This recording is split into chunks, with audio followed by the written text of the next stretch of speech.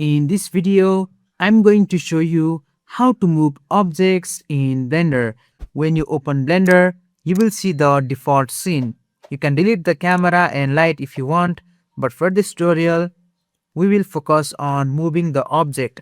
First, start by selecting your object, then go to the toolbar at the left and choose the Move tool from here.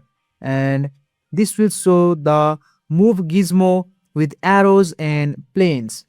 You can click and drag the green arrow like so to move the object along the y-axis, the red arrow to move it along the x-axis, and the blue arrow for the z-axis. And if you click and drag on the colored planes, you can move the object across two axes at the same time. For example, dragging the green plane lets you move the object along the x and z axis at the same time. Another faster method is using shortcut.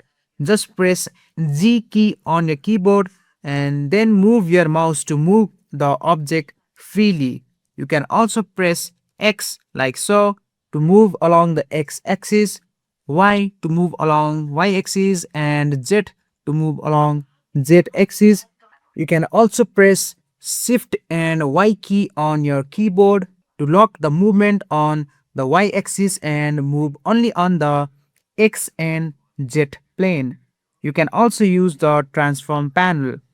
Just go to the object properties or just press N key on your keyboard and you will see your object properties, and you will see the location, rotation, and you will see X, Y, and Z axis.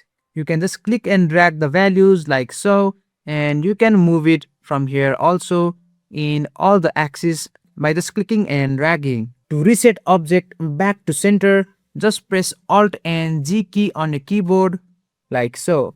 And that's it. That's how you move objects in Blender.